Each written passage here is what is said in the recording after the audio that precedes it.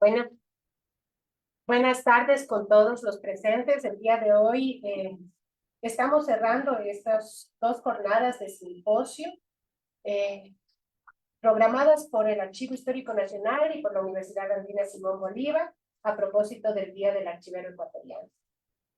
Ha sido un gusto tener el día de ayer las dos mesas de trabajo que compartieron con nosotros los proyectos exitosos realizados en sus instituciones respecto a implantación de sistemas de gestión documental y organización de archivos institucionales.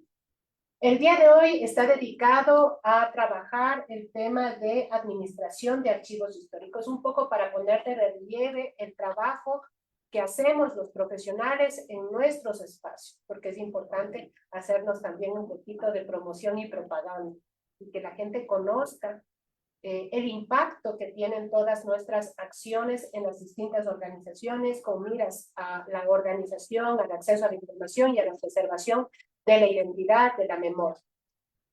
En ese sentido, como decía, el día de ayer hablamos de gestión documental, hoy de archivos históricos, y para eso hemos invitado a un moderador que me da gusto presentar. Él es Wilson Vega, un muy buen amigo, además fue director de archivos, director nacional de archivos. Entonces, Wilson es especialista en gestión documental de archivos, ingeniero en ciencias de la información y bibliotecología. Se ha desempeñado como director del Archivo Pasivo de la Presidencia de la República, como director nacional de archivos históricos, coordinador de sistemas de bibliotecas y archivos del Ecuador en el Ministerio de Cultura y Patrimonio, y como director nacional de documentación y archivo en la Superintendencia de Economía Popular y Social. Es miembro fundador y vicepresidente de la Asociación Ecuatoriana de Archiveros, de la Asociación Ecuatoriana de Bibliotecarios y otras entidades.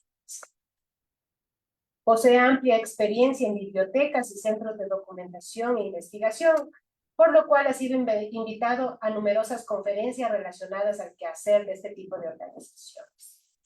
Con mucho gusto les dejo en sus manos para que presente a las mesas que vienen a continuación. Gracias, Luis. Muchas gracias, Benito, por tu presentación y el gusto compartir, al menos por el Día del Archivero, con todos ustedes. Inmediatamente, en estos eventos de tiempo es oro, voy a pasar a presentar a los que van a intervenir en la primera mesa, que es, por favor, Iván Orozco, Fanny Santos y Rodrigo, que tiene la bondad de tomar su puesto. Presentaré a cada uno de los que van a intervenir a la participación. Iván Orozco, graduado licenciado en Restauración y Museología por la Universidad Tecnológica Equinoccial, obtuvo el título de magíster en docencia universitaria por la ESPE, ha elaborado y participado en proyectos de conservación, restauración documental y bibliográfico a nivel nacional. Fue docente de la UTE en el periodo del 2006 al 2010. En el 2014 laboró en el Ministerio de Cultura y Patrimonio. Actualmente es restaurador del Laboratorio de Documentos del Ministerio de Relaciones Exteriores y Movilidad Humana. A continuación, datos de Fanny Santos, licenciada en Historia por la Universidad de Oriente, Cuba, especialista en archivística y gestión documental por esta universidad. Ha trabajado en diferentes espacios relacionados con los archivos históricos, como el Archivo Metropolitano de Quito, el Fondo Jacinto Gijón del Ministerio de Cultura, entre otros. Actualmente es funcionaria del Archivo Histórico del Ministerio de Relaciones Exteriores. Asimismo, ha participado en varias investigaciones internacionales y ha escrito varios artículos sobre historia de la medicina e historia de las relaciones entre Ecuador y Cuba. El siguiente participante es Rodrigo Garzón, magíster en archivística y sistemas de gestión documental, así como en administración y conservación de bienes culturales. También es especialista superior en gestión documental y archivos obtenido por esta universidad, con formación en bibliotecología y con un diplomado de profundización de estudios de lengua y civilizaciones francesas.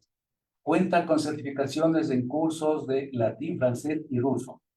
Actualmente es analista de servicios archivísticos y custodio del repositorio número 3 del Archivo Histórico Nacional, impulsado proyectos de digitalización y descripción documental. Son los tres participantes de a continuación. Doy la palabra a Iván Orozco. No, Iván Orozco. Sí. Iván Orozco, por favor, tenga la bondad.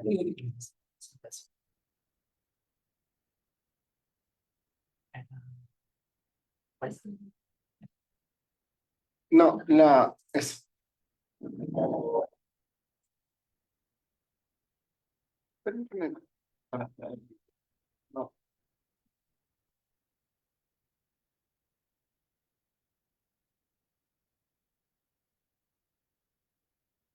Con todas las fronteras.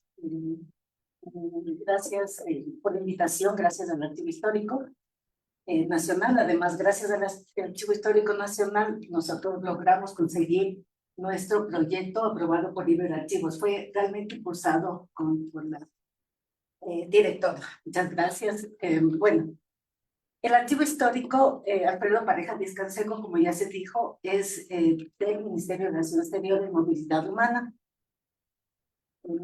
Nosotros presentamos, me paso a otra.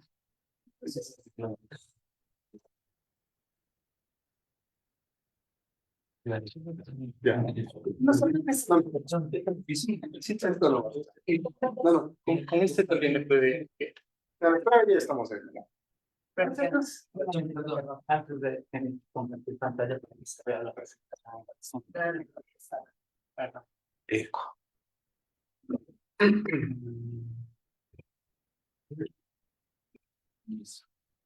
Para la izquierda.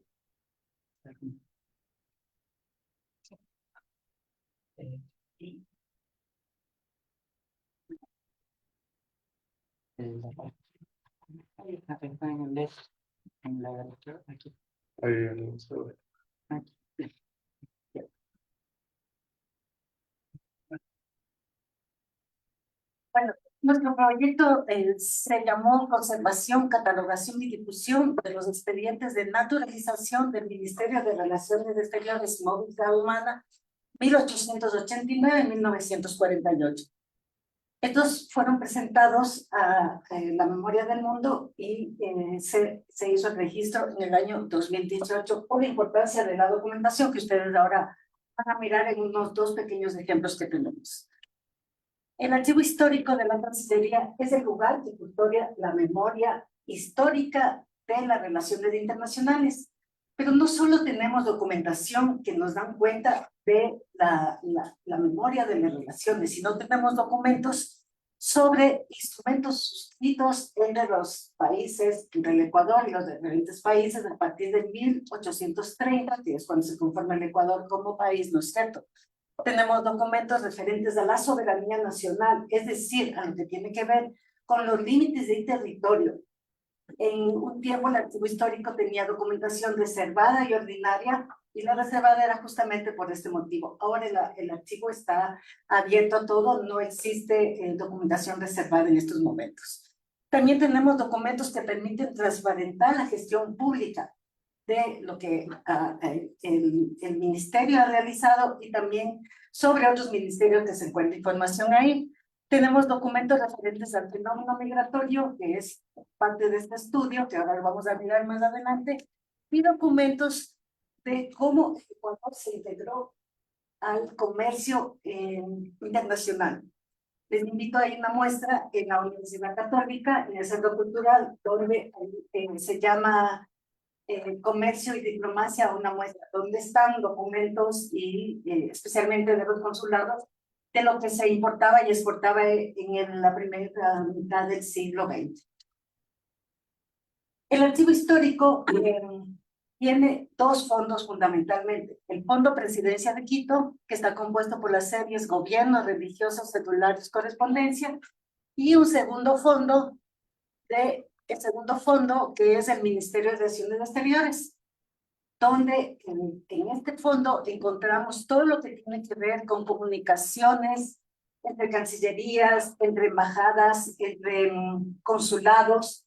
Tenemos información del mismo ministerio, de migración, migración interna, migración, o sea, me refiero a migración del Ecuador para afuera y del mundo para el Ecuador.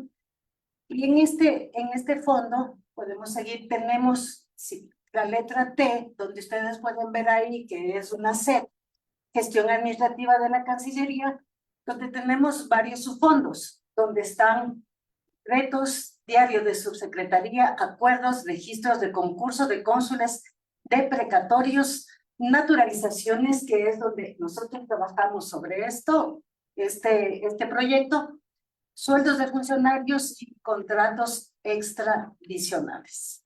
Bueno, primero hay que tener en cuenta, y creo que todos ya tenemos claro que la razón de ser de un archivo es un usuario interno y externo. Y en torno a esto, los enfocamos nuestros proyectos a la mejora del servicio. Y nosotros creemos que la gestión forma parte fundamental para la consecución de los objetivos que nos ponemos como unidad.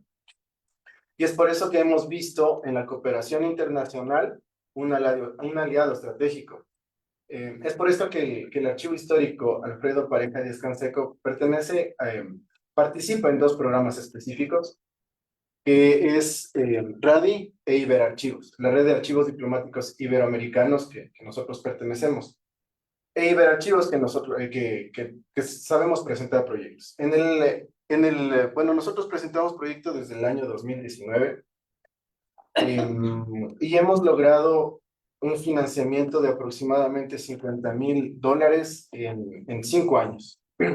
Esto nos ha permitido la intervención de ciertos documentos que han estado en proceso de deterioro, que han estado deteriorados.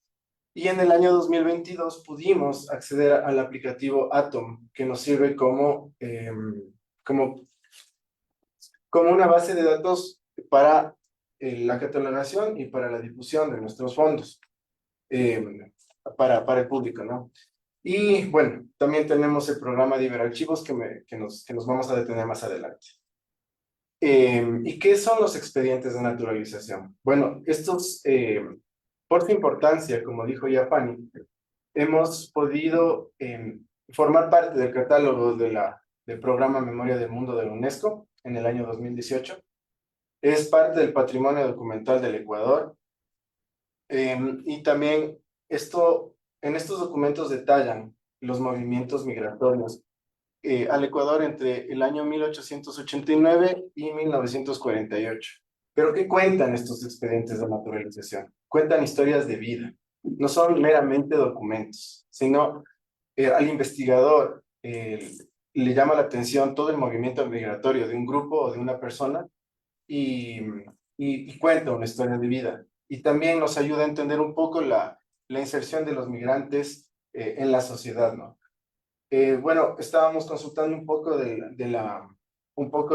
los expedientes de naturalización y nos dimos cuenta que son los documentos habilitantes para que una persona de otro estado,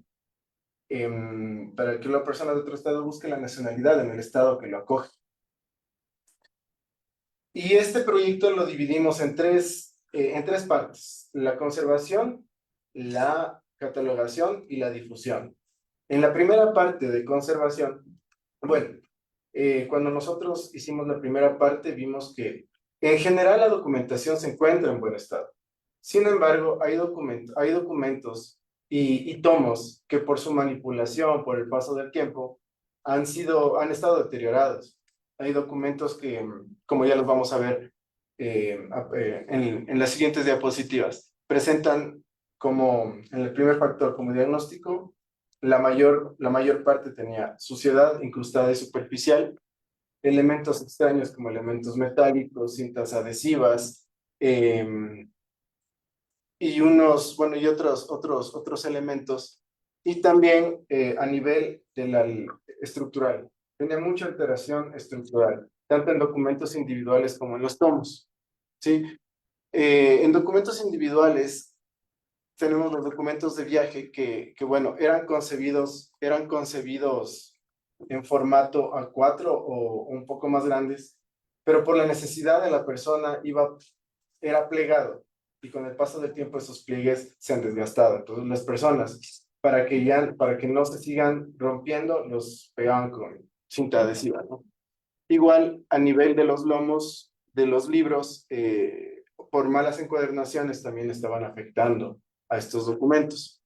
Y elementos metálicos como clips, como grapas, como alfileres, también los estaban afectando por la corrosión del elemento metálico. Ya. El diagnóstico nos arrojó una serie de patologías a los documentos, los mismos que tenían que ser evaluados y priorizados para su intervención. Como el proyecto no nos daba mucho tiempo, no podíamos avanzar en los documentos de restauración, ¿no? Llegamos hasta un nivel de conservación e intervenciones menores. Siendo así que los documentos individuales fueron retirados de los tomos para ser tratados como sus alteraciones. Vemos acá que retiramos del tomo. Estos son documentos de viaje que, como ya les dije anteriormente, fueron concebidos en hojas y fueron plegados. ¿Por qué tenían que ser plegados? Porque el usuario tenía que recorrer o se formaba un itinerario de viaje y en cada lugar que iba tenía que ser sellado o timbrado. Entonces se formaban cuadernillos, ¿no? Esos pliegues, como ya mencioné, eran desgastados.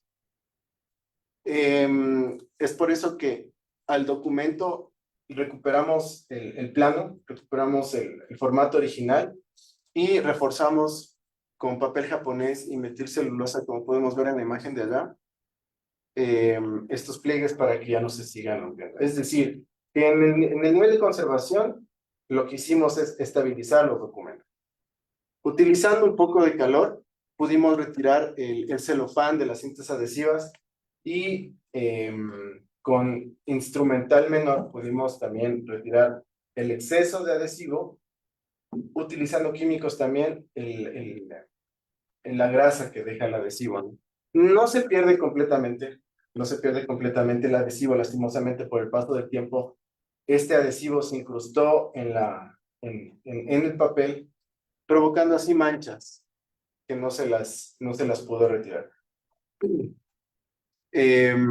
Hicimos limpieza superficial y limpieza abrasiva. Superficial utilizando una brocha de cerda suave y abrasiva utilizando borrador pulverizado. Y en los tomos se hicieron reforzamiento del lomo, ¿no? Con acetato de polivinilo o goma con pH neutro y utilizando gasa para reforzar. Y la tercera etapa, ya vimos la protección, unidades de conservación, tanto para documentos individuales como para libros y para los documentos pequeños, ¿no? Miren, nosotros hemos traído estos ejemplos, bueno, este ejemplo de un pasaporte, de un documento de viaje de un ciudadano, el cual estaba plegado, y vimos desgaste en las uniones, ¿sí? Este es un documento individual.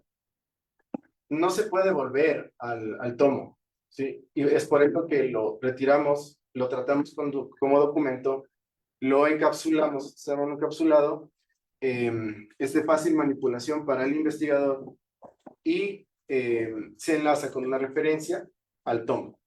Entonces, no tenemos problema con los documentos que sacamos del tomo se pierdan, ¿no? Para los libros utilizamos cajas. Para los documentos pequeños que estaban como anexo en el expediente, los retiramos y realizamos sobres para cada uno de estos documentos habilitantes.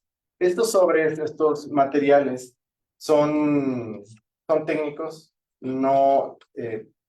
es decir, que no presentan mayor riesgo para el documento que sea intervenido.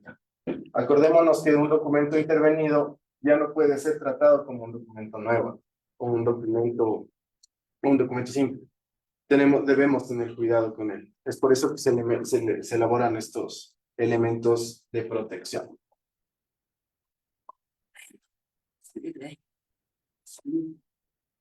Bueno, a continuación vamos a hablar de la segunda y tercera parte, que es catalogación y difusión. Nosotros, como ya se dijo, se catalogaron los documentos bajo el ATO, que es una aplicación. No sé si ya lo conocen. Esta aplicación funciona realmente para archivos históricos. Es muy interesante porque le da opciones de trabajar bajo las normas ISAT-G. Ya ustedes van a ver cómo el archivo histórico aplicó en este ATO los expedientes de naturalización. Entonces nosotros aquí podemos navegar por diferentes partes, ¿no? Tenemos descripción archivística, registro de autoridades, instituciones archivísticas, funciones, materias, lugares y objetos digitales.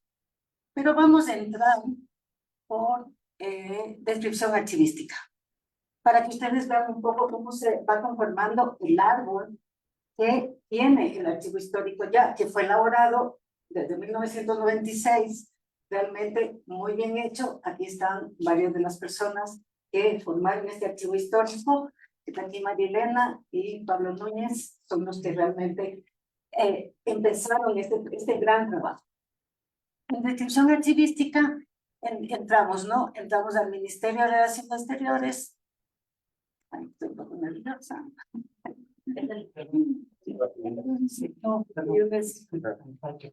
Ya.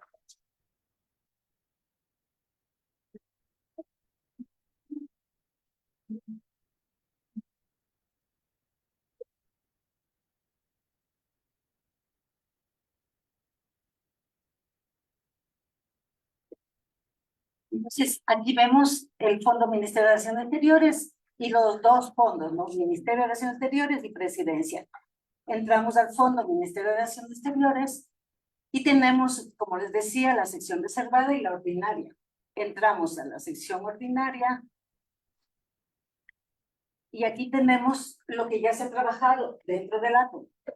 Tuvimos un primer proyecto que fue financiado por la radio, donde se trabajó la serie D. La serie D habla sobre comunicaciones recibidas de los consulados, donde fueron, ustedes pueden entrar desde cualquier parte y encontrar inmigrantes nuestros finales del siglo XIX y principios del siglo XX. Son más de 1000 registros donde encuentran también el documento. Pero nos vamos directamente a la T, como habíamos visto, la T. Están ya los expedientes de naturalizaciones. Entonces, esta es la serie, gestión administrativa de la Cancillería, que es la T. Ustedes pueden ver aquí, está todo el área de identidad, el título, que está en papel, el año que corresponde a esto, el nombre del productor, la institución archivística y un pequeño explicación de lo que contiene la serie. Entonces, sí.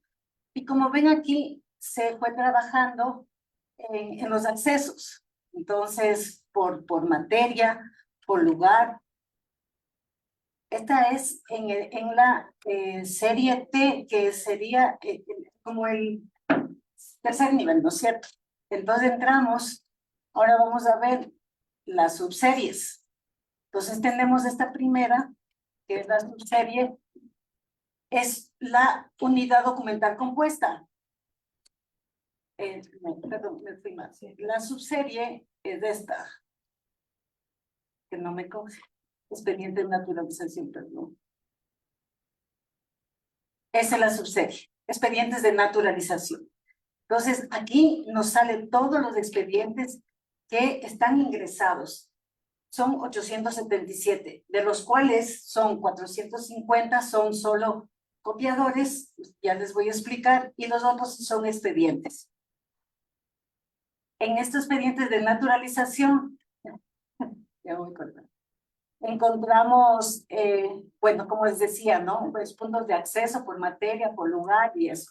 Es muy importante ver ver esta parte que es la nota archivística. Nosotros trabajamos bajo las normas ISAT-G con un tesauro digital de la Universidad Complutense de Madrid, un tesauro de la UNESCO y un diccionario geográfico también del Patrimonio Cultural de España.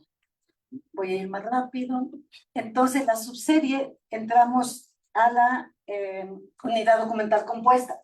La unidad documental compuesta es ya el volumen y pasamos ya a las unidades documentales, unidades documentales simples. Y aquí vemos, este es el libro copiado. Tenemos la Carta de Naturaleza de Francisco Santoliva. Entonces, esta es solo el libro copiado. Da el contenido, el acceso, la nacionalidad, el lugar, y también tenemos por acceso por autoridad. Les voy a explicar, como ya me están cortando, ya. Pero todavía falta lo más importante que no podemos.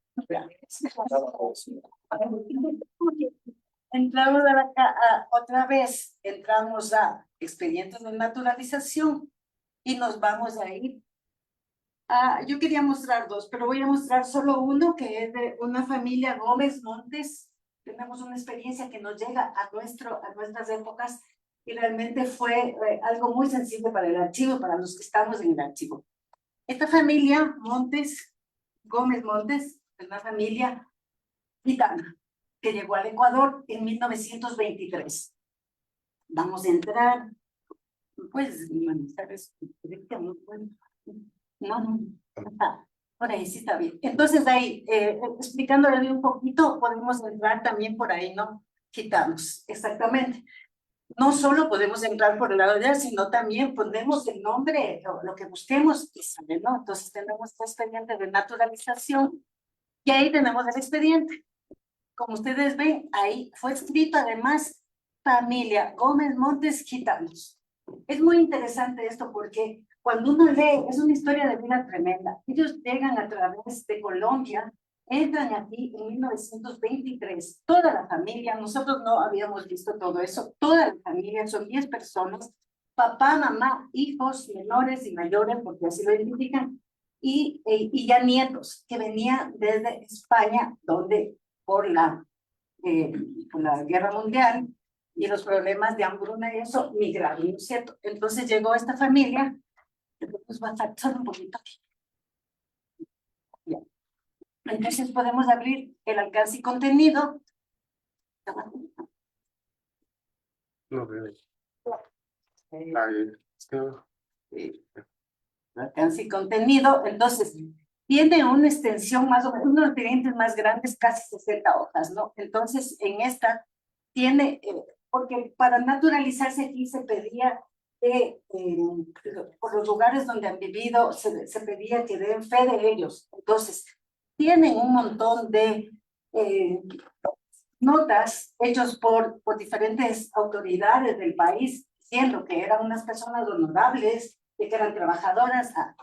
Estos señores eran paileros. Entonces, ¿qué significa paileros? Hacían pailas.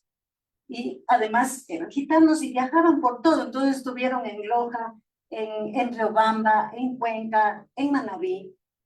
Entonces, de los cuales los hermanos, 4 hermanos, que son estos hermanos, más o menos, ahora ahí vamos a ver rápidamente, piden que se naturalizarse ecuatorianos.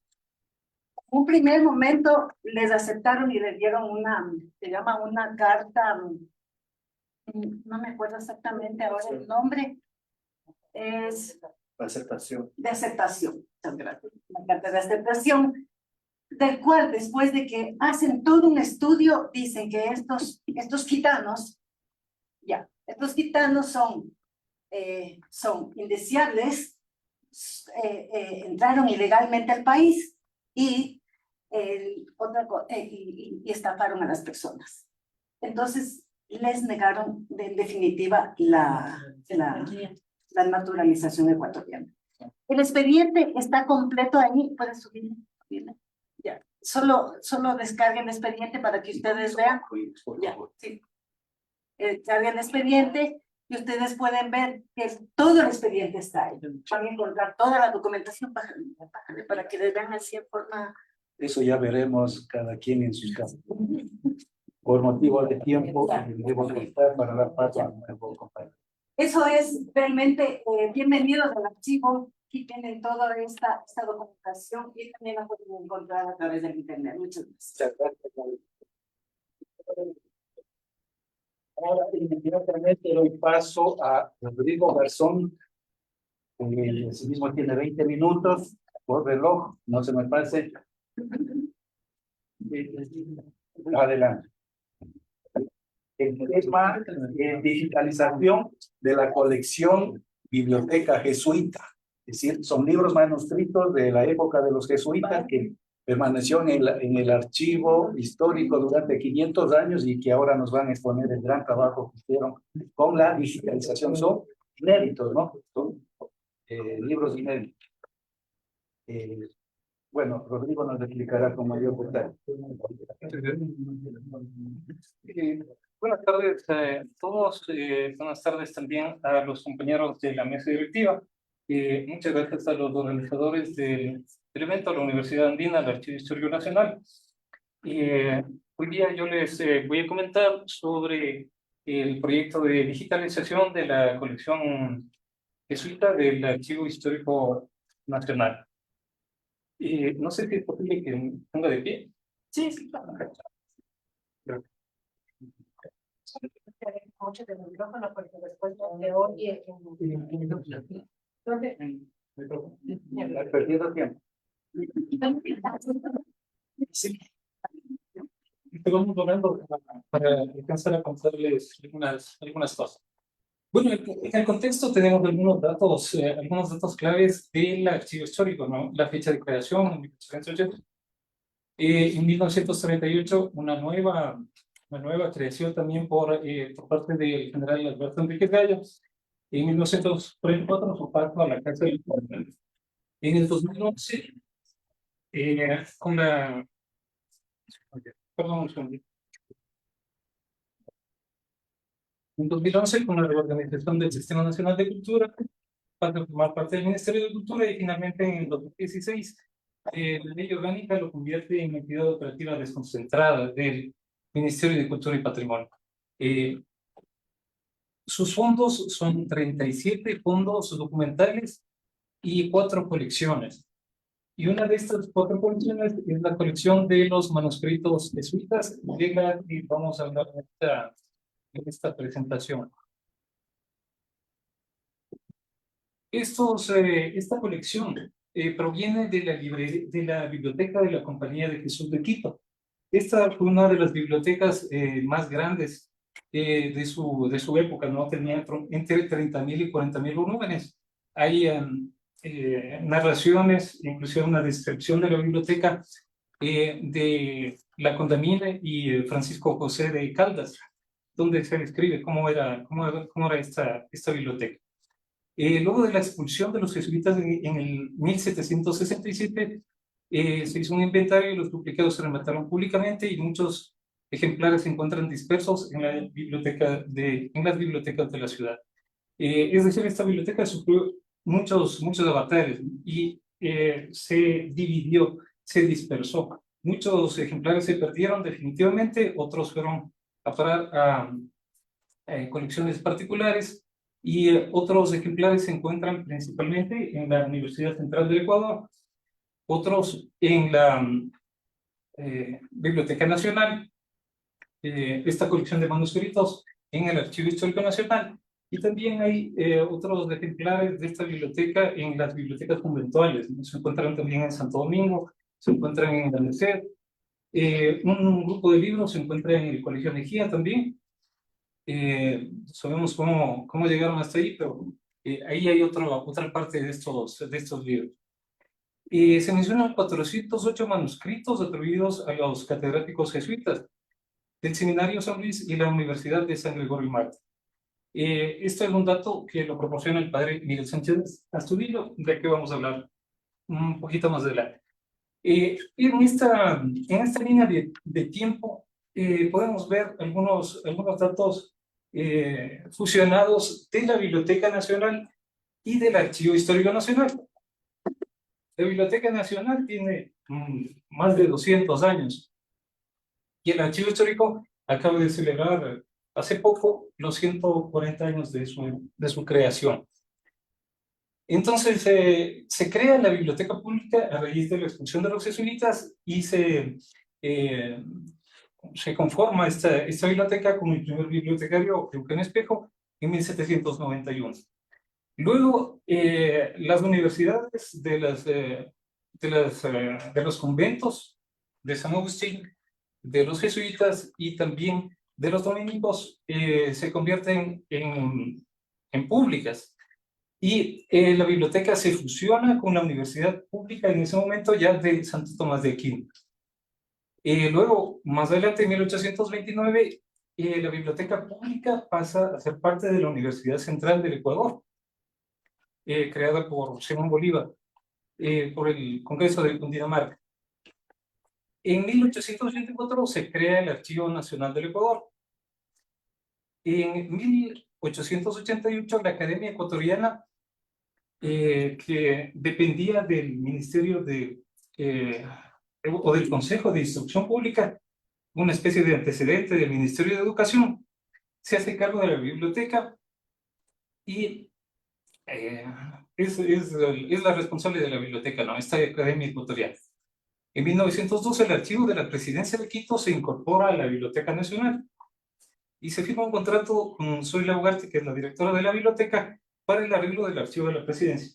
Este archivo de la Presidencia, este fondo de la Presidencia de Quito no es la colección jesuita, es otro fondo documental del archivo histórico.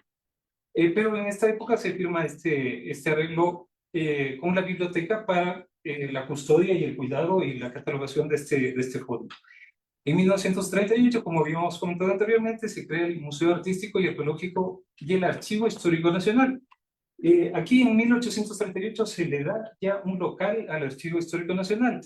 Es decir, que la creación de 1888 puede ser un acto meramente administrativo.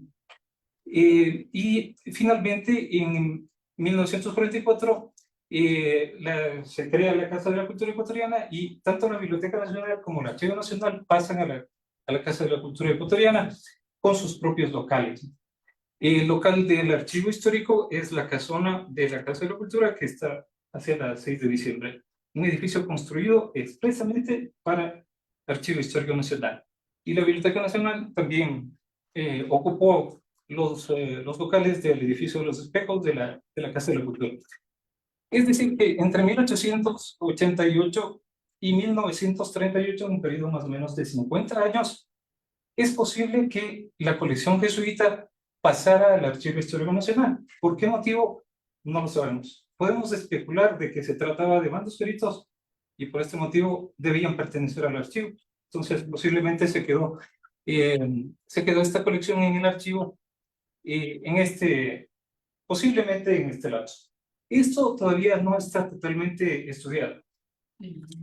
Ni la historia de la biblioteca ni la historia del archivo han sido escritas todavía. Entonces, es un pendiente todavía la investigación de estos datos.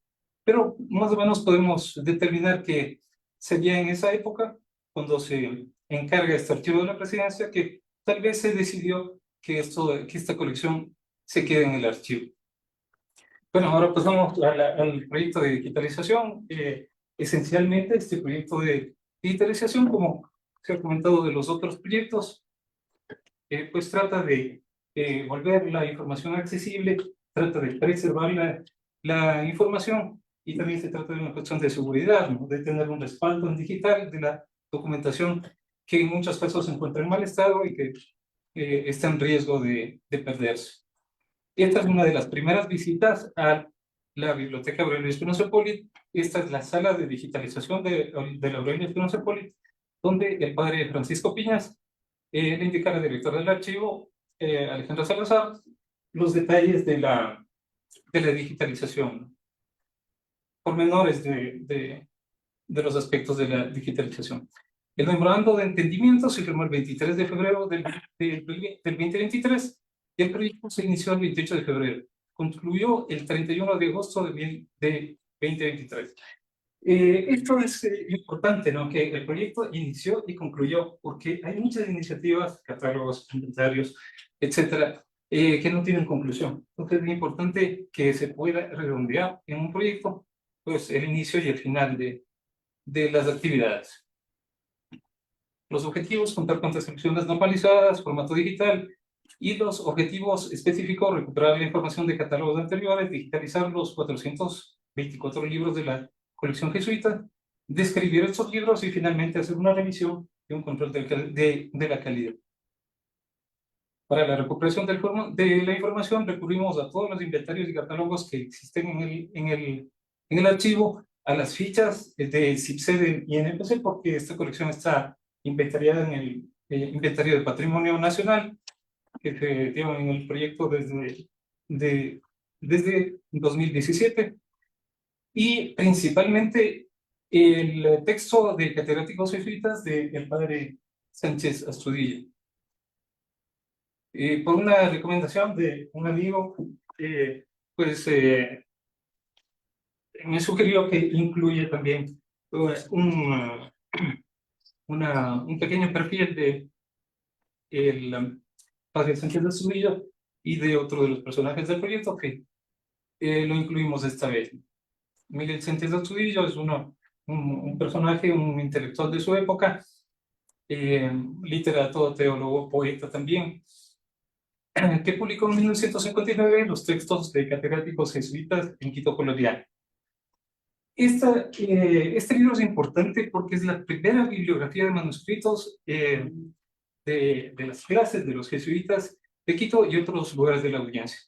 Esto es posterior a la creación de la Casa de la Cultura Ecuatoriana y es importante porque inicia esta especie de rescate a través de los catálogos. Otro de los catálogos que se pueden mencionar es de Alfonso Espín Lastra, un catálogo de 1963 de los libros coloniales de la Universidad Central. Y hay otros catálogos también que se inician con este libro, ¿no? El padre Astudillo, como decía, menciona 408 textos de los 417 que se conocen en la actualidad. Se localizan 9 más de acuerdo a Eckhart Kelly, que no sé si lo pronuncio bien, que es un estudioso también de los libros de estas épocas, y que menciona ya 9 libros, 9 manuscritos más. En la Universidad Central del Ecuador también, en uno de los últimos proyectos de conservación, se ubicó un manuscrito más. Y bueno, estos manuscritos están distribuidos también en la Biblioteca Aurelio Espinosa Poli, en la biblioteca particular de... se me fue el nombre. Bueno, pero esta biblioteca fue donada al Banco Central y ahora es parte de la biblioteca del Ministerio de Cultura. Bueno, espero que esté la información un poco más adelante. Otras obras de Sánchez Astudillo, ¿no? El otro personaje que merece una relevancia en este proyecto es el padre Francisco Pillas, que es un historiador que vive y trabaja en la Fundación Aurelio Espinosa, que fue fundada en 1929. Es un investigador de bibliotecas, impresos y manuscritos del Ecuador, sobre todo de la Compañía de Jesús. Tiene muchas obras sobre este tema, ¿no? Un catálogo de la provincia de la Compañía de Jesús, resumen del archivo de los jesuitas, inventario de la Universidad de San Gregorio, y este es un pastel, ¿no? Tomado del Centro Cultural y Biblioteca Aurelio Espinosa Poli. No es un orgullo sobre tela, es un pastel de Sánchez Astudillo. Las obras del padre Piña se pueden consultar en la biblioteca virtual Miguel de Cervantes, donde se encuentran a texto completo. Bien, entonces, avanzamos muy rápido. Ya, esta es una ficha del INPC. Otras fuentes que utilizamos. En la segunda parte, que consistía en digitalizar, bueno, ya también se ha hablado sobre este tema. Se disponen los equipos, un registro de entrada y salida de los documentos. Los siguientes: capturar las imágenes, almacenarlas en un servidor, hacer un tratamiento de la imagen, redimensionar y convertir los archivos matrices en PDF, incluir una marca de agua. Esto es un registro de entrada y salida. Nos hicimos una hojita donde están unas especificaciones técnicas para hacer la digitalización, donde se definen todos estos aspectos, ¿no? El color, la fuente de luz, la orientación, la velocidad de escaneado, el tipo de archivo, están las carpetas de cómo va a ser almacenado y el tamaño que va a utilizar en bits. Se instalaron los equipos, el personal de la Biblioteca Vélez Filosofical y el mismo Padre Piñas realizaron todo el proyecto, todo el trabajo de la captura de las imágenes. Pero se instalaron en el Archivo Histórico Nacional. Estos resultados son las imágenes digitalizadas de los manuscritos. Este manuscrito del siglo XVII, como ven ustedes, tiene una profunda decoración, que no solo se corresponde con la imaginación de la persona ni el sentido artístico de la persona que lo escribe, sino que también tiene una interpretación iconográfica con respecto al tema y al texto que está tratando el libro. Me refiero, por ejemplo, a esta ilustración de aquí.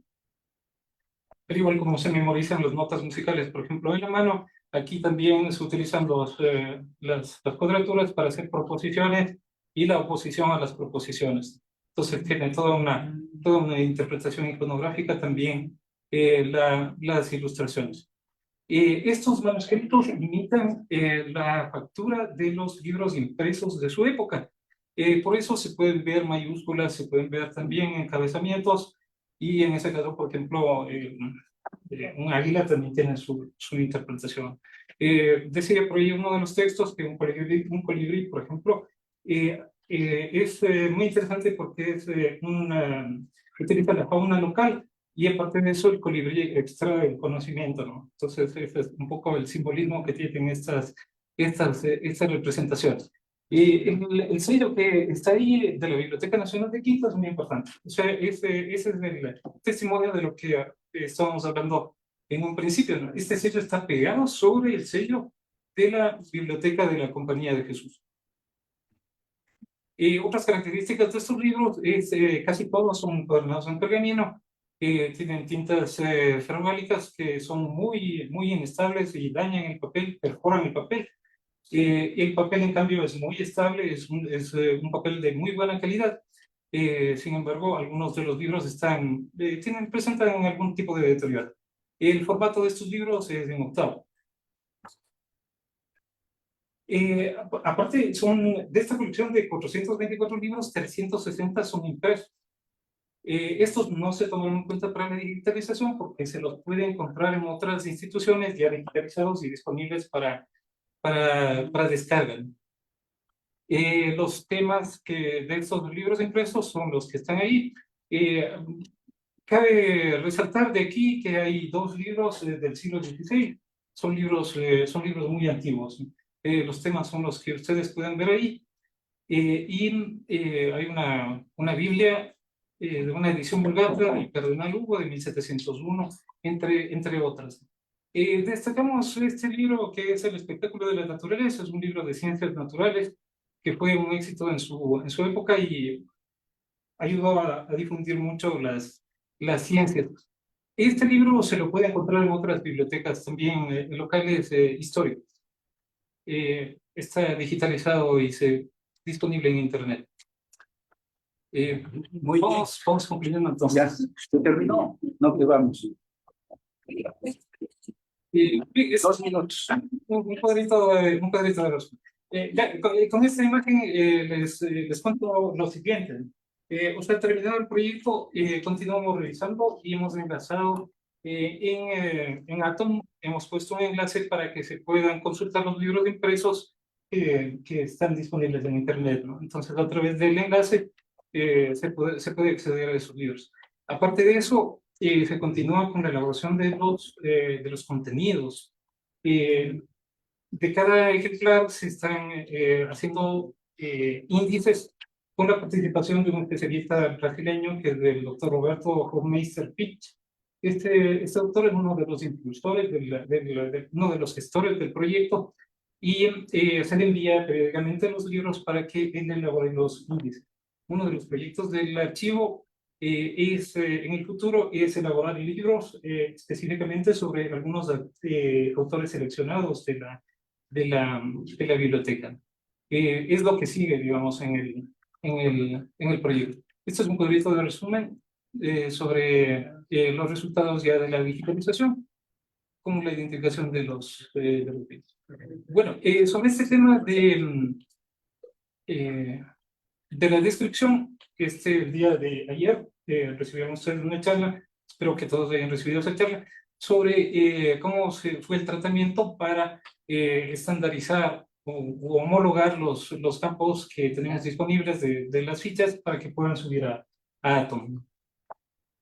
Entonces, estos son los cuadros más o menos del el recorrido que tuvieron los inventarios hasta subir a Atom. Y bueno, finalmente, este es uno de los índices que elabora el doctor Pitch. Y la colección está ya en Atom, con un enlace a la página web del archivo y se pueden descargar los libros completos. Ok. Muchas gracias.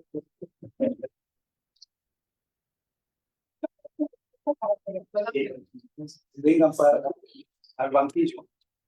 Bueno, en este momento vamos a dar espacio para preguntas, aclaraciones, pero quiero que sean puntuales y por favor dedican a cada uno del expositor para que reciba la contestación. Por favor, queda abierto preguntas y respuestas. ¿Alguien del público? María Elena. Gracias. Gracias. Bueno, primero felicitarles a los compañeros expositores. Creo que es importante, creo que también lo dijo Mateo y Sandra, resaltar el hecho de que a la final se están viendo productos de todo lo que ha sido, no solo la formación, sino la experiencia que han tenido todos los colegas que ahora veo que son unos expertos en el manejo de estos procesos que para nuestra época todavía estamos un poco lejanos, como era digitalizar, ¿no es cierto? Y veo que poco a poco esto ha ido avanzando y me congratulo muchísimo. Yo tendría solo dos inquietudes para los tres ponentes, en este caso para el caso de la Cancillería, ¿no es cierto? Pese a que conozco cómo eran los expedientes y todo, me sorprendió muchísimo este tema de los gitanos, porque como ustedes ven, un expediente de naturalización es una historia de vida que básicamente puede interesar muchísimo al historiador o al investigador que quiere saber qué pasó con este movimiento migratorio. Entonces, claro, ahí sí creo que es fundamental, por un lado, en estos procesos, que para todo lo que es la evaluación del expediente, haya la presencia de un historiador, en este caso Fanny, que se apasiona, como ustedes ven, es el oficio que a uno a veces le hace que uno se emocione muchísimo con un expediente, y eso hace que una descripción sea inclusive más amplia que lo que puede ser cualquier otro documento. Por otro lado, lo importante que es identificar, el tema de Iván también, ¿no es cierto?, cómo debe hacerse el tema de la conservación. Pero me parece que faltó que ustedes digan simplemente cómo, además, el Atom, creo que esto también va para el Rodrigo, el Atom permite, por un lado, tener la imagen digitalizada, pero el proyecto, en cada uno de los casos, también financió el hecho de digitalizar o simplemente de escribir en Atom. Esto de la digitalización, yo sé que el proyecto de manuscritos de los jesuitas era básicamente digitalizar, pero ese era el proyecto, en este caso era el registro de los expedientes de naturalización, pero también era digitalizar y subir al Atom. Esa es la pregunta, porque uno es la descripción que se hace en Atom y otro es el trabajo de meter la imagen digitalizada. Esto valdría la pena que lo expliquen un poquito más, porque fue tan rápido que no tiene chance. Eso no nos da más chance. En conclusiones, ahí vamos a tocar eso. Antes de contestar, no sé si Pablo, que participó de esto, puede también participar, ¿verdad? Es que, y no terminé, es que nos visitaron el hijo de uno de los españoles gitanos, su nieta y su bisnieta, que están solicitando la nacionalidad española. Entonces, era muy interesante porque cuando llegaron realmente nos emocionamos y a mí hasta ahora se me pone la piel de saber que habíamos utilizado a estos gitanos para exponer en varias exposiciones y de repente llegaron ellos a decirnos de que diéramos fe de que sus parientes no se naturalizaban ecuatorianos para ellos poder acceder a la nacionalidad española. Entonces, realmente fue una experiencia muy valiosa para nosotros. Consiste también en digitalizar, ¿no? Sí. A ver, Sí, solo para aclarar, el proyecto nos permitió digitalizar, contratar a una persona para digitalizar y para que catalogue, ¿no? Ya. Entonces sí permiten las partes. Con eso estuvo completo. Ya.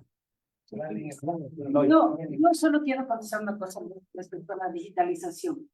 O sea, los expedientes de digitalización estaban unos digitalizados. No fue el tiempo suficiente estos seis meses para digitalizar tanta información. Entonces, ahí tenemos que evaluar mejor para el próximo proyecto que queremos presentar, es en los tiempos. Realmente sí nos faltó tiempo para digitalizar los documentos. Ya. Se omiten muchos detalles. O sea, a la par del proyecto de digitalización, se desarrollaba otro proyecto del archivo, que es un proyecto de elaboración de normativa ecuatoriana de inscripción, en conjunto también con la Universidad Andina. Entonces, dentro del proyecto de la normativa de inscripción, se desarrollaban las herramientas de la plataforma Atom. Entonces, una vez que eso estuvo listo, ya se pudo migrar la información de la colección jesuita a la par de la estructura de los fondos del archivo a Atom. Esto también está en conjunto con otras iniciativas de normalización, de elaboración de protocolos y de manuales de procedimiento dentro del Archivo Histórico Nacional que se han desarrollado en esta última época y están implementándose y que nos están sirviendo para que apoyen unas cosas con otras. Muy bien. Está en el archivo histórico, ¿cierto? Ya, y el padre Piñas que hizo solo asesorar, no es que digitalizó. Sí, ahí un poco para complementar lo que dice Rodrigo. Claro, primero quiero certificar lo que dice Rodrigo. Creo que el trabajo profesional de los archivos nos ha permitido tener nortes. El norte está acá y si bien hemos emprendido proyectos independientes, todo está encaminado a cumplir unos objetivos que han sido a hacer accesible la información a los investigadores utilizando muchísimas estrategias. Entonces, el proyecto de digitalización con la Aurelio Espinosa, pues solo digitalización. Ellos vinieron y digitalizaron. Un proyecto interno con la Andina fue la implementación del Atom y la normalización de la descripción, pero eso íbamos de forma paralela, caminando hacia allá. Entonces son proyectos que se realizaron concomitantemente con un... Pero los manuscritos siguen en el archivo histórico. Bueno, Poder ver, porque con el padre Piñas pues, se puede ver en la Aurelio. en honor al tiempo, yo debo cumplir lo estipulado. Simplemente creo que se ha dicho mucho y muy importante en esta primera ronda, en esta primera mesa. Solamente me queda de felicitar. Con María Elena, el compañero Núñez, hemos transitado mucho en la parte de archivos y por fin vemos ya otra realidad.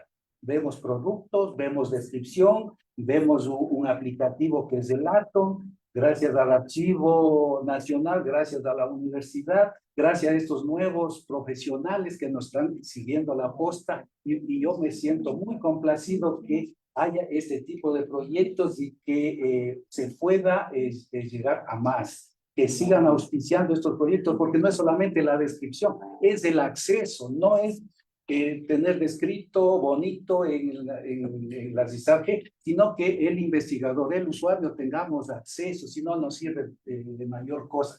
Entonces yo felicito a los ponentes y creo que estas propuestas tienen que ser con mayor tiempo. Un día específico para el Ministerio, otro día específico para el Archivo Nacional, porque en esto aborda otro para la PUSE, que también está haciendo, vamos a ver luego. Se necesita siquiera unas 2 horas para poder interactuar, compartir y sacar mejores conclusiones. Pero yo me alegro mucho, gracias a a la directora del archivo que me ha permitido estar nuevamente por acá. Así es que les ruego, sigan a sus puestos.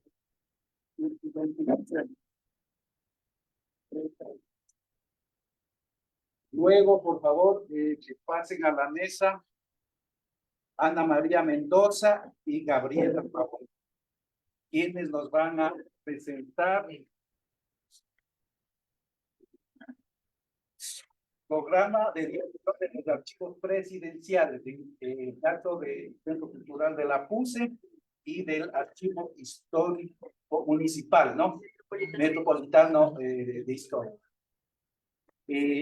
Brevemente, primero vamos con Ana María Mendoza, que es conservadora, museóloga, especialista en gestión documental y archivo, magíster en archivística y sistemas de gestión documental y en pericia caligráfica y documentoscopía. Completa. Tiene más de 18 años de experiencia en el ámbito cultural, formando parte de proyectos de gestión en función de procesos de conservación, restauración, organización, investigación, descripción, difusión y puesta en valor del patrimonio cultural. Actualmente es coordinadora de los archivos presidenciales del Centro Cultural de la PUCE, el archivo Juan José Flores y el Memorial José María Velasco. Por favor, tiene 20 minutos para que se explaye. Estaré controlando el tiempo, por favor. Esto no se puede. Hasta que las cuestiones técnicas. Ya, bueno. Pero siga, eso. No, pero.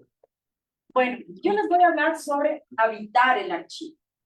La propuesta de difusión de los archivos presidenciales que tiene la Universidad Católica. Y quiero empezar con esta idea de habitar. ¿Qué es habitar? De acuerdo a la RAE, pues nos dice que es algo que está, algo habitable es algo que está acondicionado, arreglado, que es apto, que está disponible, que es cómodo, que es adecuado. Pero este concepto va mucho más allá, no solo de esta parte como podría ser física, ¿no? Y es lo que quisiera yo hoy día plantearles. Para eso quiero hacer una breve paréntesis y hablarles de este libro, que se llama Roba como un artista, las 10 cosas que nadie te ha dicho acerca de ser creativo, que es más para artistas, sin embargo puede ir para todas las profesiones, tiene unos tips bastante interesantes. Y entre estos, él nos dice, Clio nos dice, que en esta vida, nada en esta vida es original. Y voy a citar una partecita de este libro. Clio nos dice, lo que un buen artista debe entender es que nada viene de la nada. Todo el trabajo creativo surge de lo que ya ha existido antes. Nada es completamente original. Incluso en la Biblia, ¿no? Nos dice, no hay nada nuevo bajo el sol. Cleon dice, reflexiona y dice, pues puede que a algunas personas esto les parezca bastante deprimente, pero a él, dice, le llena de esperanza.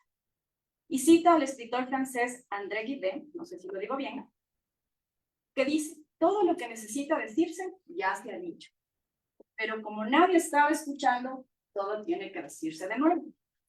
Y vuelve Cleon a decirnos, si nos liberamos de la carga de tratar de ser completamente originales, dejaremos de intentar el hacer las cosas desde cero para asumir nuestras influencias en vez de huir de ellas. Con esto quiero decirles que el tema de que pues nada es original en esta vida, ¿ya? Es porque esto de habitar no es algo nuevo, habitar el archivo no es algo novedoso, no es algo original. En arquitectura lo usamos mucho esto de habitar. Los urbanistas también hablan sobre habitar. Los ecologistas hablan sobre un hábitat. Y si ya nos vamos un poquito más cerca a nosotros como archivos, como espacios de memoria, los museos también se han apropiado de este tema. Entonces, hay varios casos que les invito a que los googleen. Yo les voy a dar 2 casos. El uno es el del Museo de la Ciudad. Ellos tuvieron un proyecto que de hecho ganó Ibermuseos en Educación, que se llama Habitar el Museo, Habitar la Ciudad. Y es súper interesante, no les voy a decir de qué es por temas de tiempo, pero trabajan con adultos mayores. Otro caso fue la exposición el año pasado del Centro de Arte Contemporáneo, que se llamaba Formas más bonitas de habitar el Museo Mundo.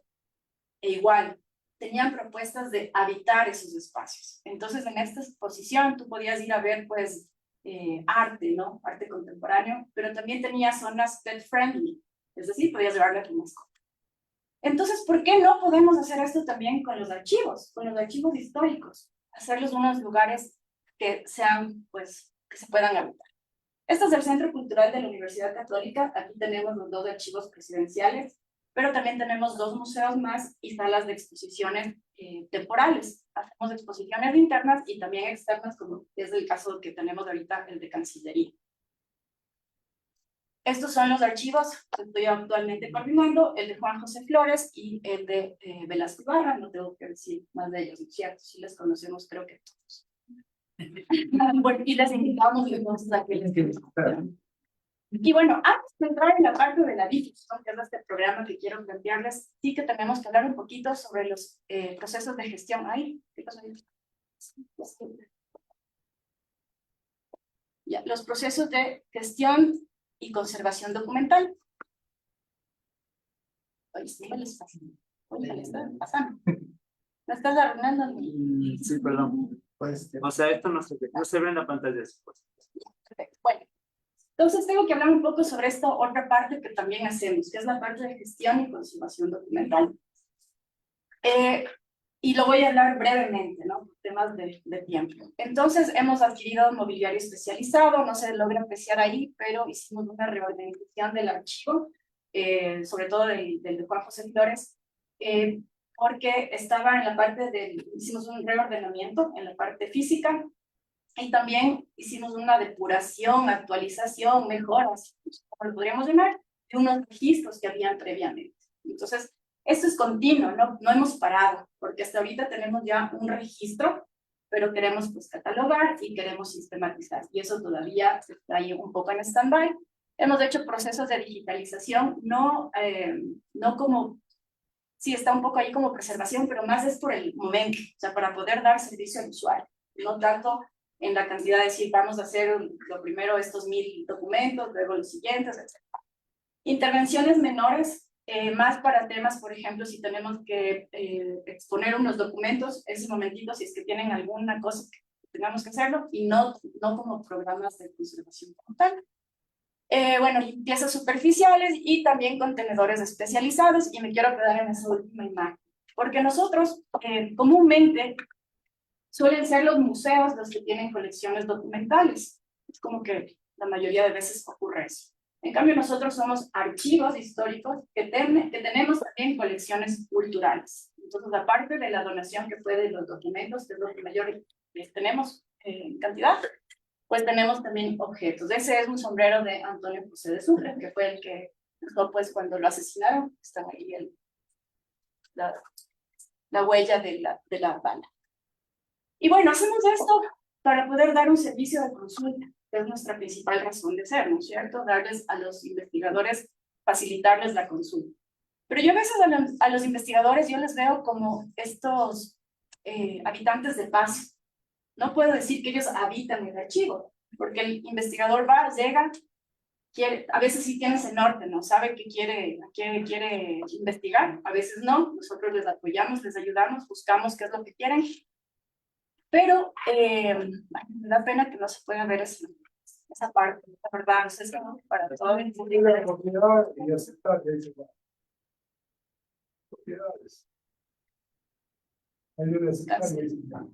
Listo, te agradezco mucho.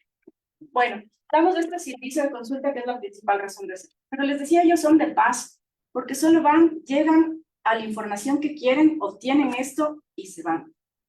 Y lo que nosotros buscamos es que las personas se sientan cómodas, estén en el lugar. Y por eso planteamos este proceso, este programa de difusión, que no podemos dejar de hablar sobre la parte de la investigación, porque no podemos difundir si es que no investigamos. En principio, las investigaciones, les digo, las hacía yo no soy historiadora, pero tengo afinidad por, y entonces con este cariño que uno se empieza a encontrar ciertos documentos y cosas y sigues buscando por temas de interés personal. Pero luego ya me apoyé en los chicos de la Facultad de Ciencias Humanas, con los chicos de Historia. Ellos hacían sus prácticas, entonces ya teníamos estos investigadores, estos historiadores. Y de ahí, por fortuna, desde el año pasado ya logramos contratar a una persona que tiene el perfil de historiador. Entonces, bueno, pasó primero Sofía Granizo y luego ahora está Doménica Sotomayor, ella es una historiadora. Y entonces yo ahorita les voy a, si es que el tiempo me lo permite, voy a irles mostrando las formas como nosotros difundimos y vamos a ir como por escalas de dificultad para nosotros poder difundir. Entonces empezamos con charlas y conversatorios. Eso es como que lo más fácil, lo más sencillo, ¿no es cierto? Porque el documento, la mayoría, no como los de la Cancillería, por ejemplo, físicamente tal vez no es tan bonito, no va a ser tan agradable a la vista, sino que es la información que yo extraigo, que el conferencista extrae, y luego da su charla. Entonces, más nos vamos hacia la parte oral, ¿no es cierto? Entonces, explicamos, nos ayudamos de diapositivas, pero va más la parte oral. Hemos tenido, pues, a destacados conferencistas que nos han acompañado, han presentado aquí sus propuestas, y también internamente las historiadoras, mi persona, hemos hecho algunas conferencias. Este semillero de conocimiento del todo. Yo le tengo mucho cariño a este proyecto. Este es un proyecto más es un programa educativo que va enfocado a personas que no son historiadores, no son investigadores, que nunca se han enfrentado a un archivo posiblemente, pero que tienen afinidad, que les gusta esto. Entonces lo que hacemos nosotros es, bueno, seleccionar a la persona, dependiendo de el tema que va a tratarlo.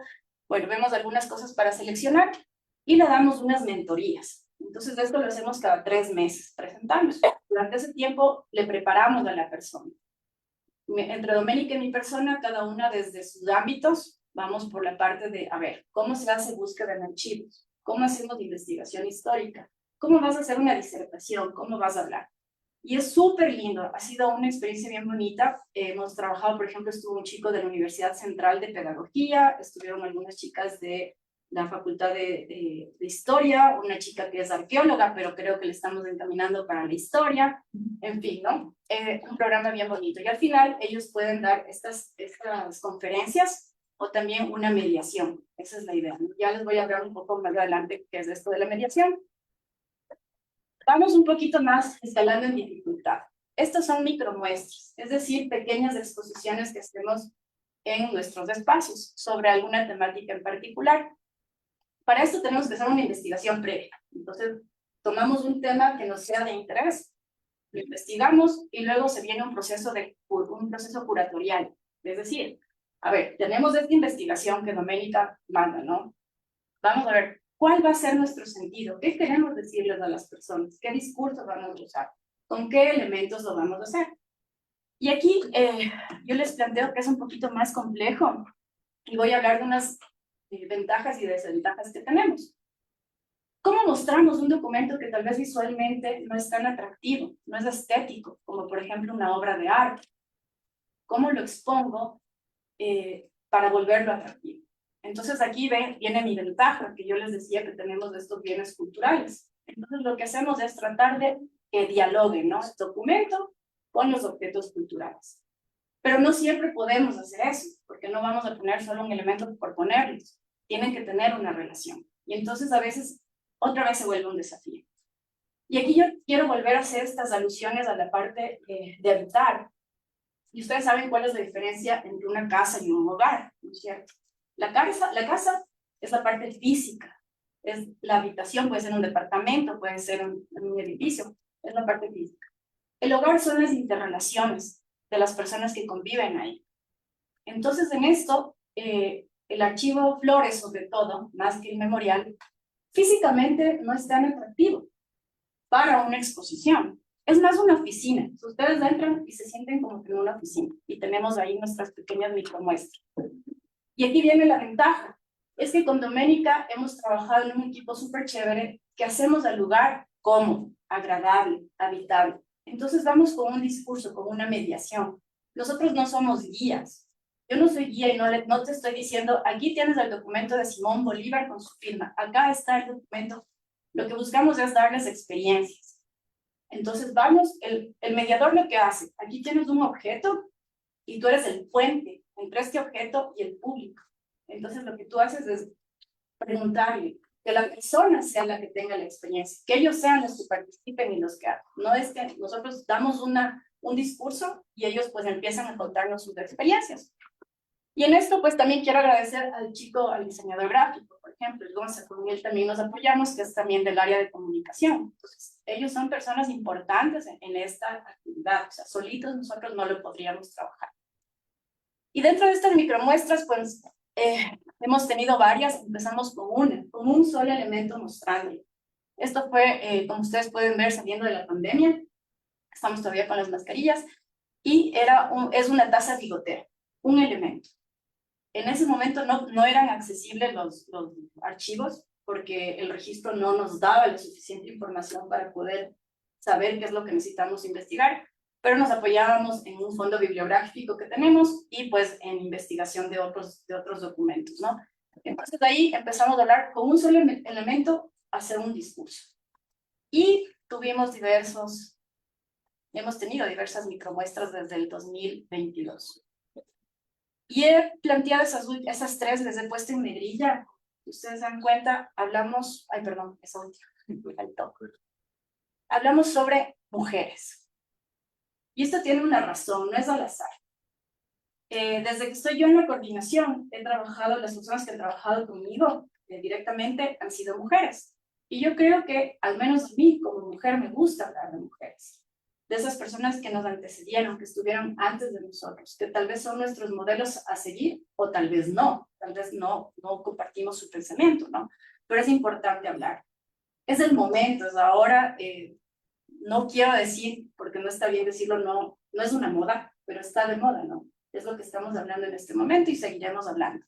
Y también para hacer esta reflexión de que nosotros tenemos estos archivos que estoy coordinando, estos archivos presidenciales. La mayoría de documentos son de carácter personal, es decir, son cartas, diarios, recortes que ellos han hecho, ¿no? Su familia, documentos familiares, certificados de bautizo, etc. Entonces no es de una institución. En una institución yo puedo tener pues documentos de hombres, de mujeres. Este es un archivo de 2 hombres, personales, y hay mucho la carga. Le quedan 5 minutos. Ya. Entonces, hemos hecho hablar de mujeres justamente en estos archivos que son masculinos, y hay bastante carga. Y lo seguiremos haciendo, vamos a seguir hablando sobre mujeres. Recorridos especializados que hacemos, esto también es súper chévere porque lo trabajamos con lo que necesita la persona, ¿no? Entonces, por ejemplo, estos fueron unos profesores de Francia que vienen a dar sus cátedras acá. Entonces, claro, le damos mostramos del espacio, ¿no? Les damos un poco de la parte de historia. Ellos, como extranjeros, uno quiere asimilar esa cultura, ¿no? Pero en un momento les presentamos unos documentos escritos en francés. Entonces, de una, tú sientes cómo hay ese clic.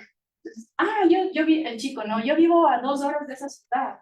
O hacían el ejercicio de poder transcribir, de traducir la carta. Entonces, tú llegas ya a estos distintos públicos y les haces sentir en un ambiente adecuado, cómodo. Finalmente, los eventos especiales. Estos eventos especiales son variados, de distintos tipos, pero lo que queremos y buscamos de aquí es llegar a lo que nosotros llamamos en museología, por ejemplo, los no públicos. Es decir, aquella persona que en la vida se le hubiese ocurrido ir a tu espacio. Por ejemplo, un museo militar. Habrá personas que dicen, no, a mí no me gusta lo bélico, me caen mal los militares, yo soy todo paz y amor, y yo no voy a ir a un museo militar. ¿Qué tiene que hacer esta persona para poder hacerlo agradable a este lugar? Para poder atrapar a estas personas. Entonces, bueno, entre estos eventos especiales hemos tenido un proyecto súper lindo con este grupo, este colectivo, que les aconsejo que lo googleen. Se llaman Urban Sketchers Union, que también fueron a donde ustedes, entiendo. Ellos son un grupo sobre todo de arquitectos, estudiantes de arquitectura o arquitectos. También hay otras profesiones y de diversas edades, ¿no es cierto? Y lo que ellos se dedican es, salen a la ciudad y dibujan el paisaje urbano y arquitectónico, de exteriores, de interiores cuando hay una riqueza, ¿no es cierto?, de la parte arquitectónica. Y les invitamos a dibujar, ¿qué? Oficinas y nuestros objetos. Entonces fue un reto, la verdad, para los chicos, el poder, y fue hicieron unos trabajos espectaculares, súper lindos, que incluso te logras ver a través de su mirada cómo ven esto que yo les digo es una oficina. Y fue súper chévere el trabajo. De hecho, en octubre vamos a exponer con ellos, les invitamos ya desde ahora. Y fue interesante porque, claro, venían unos chicos así como, ellos solo llegan, se sientan a dibujar, tienen 2 horas, lo hacen y ya, entregan su trabajo, su arte. Y aquí les empezamos a dar clases de historia, ¿no? Hablarles un poco de la historia. Entonces tú veías los rostros aburridos de, no, yo quiero dibujar. Entonces, ¿cómo les atrapo?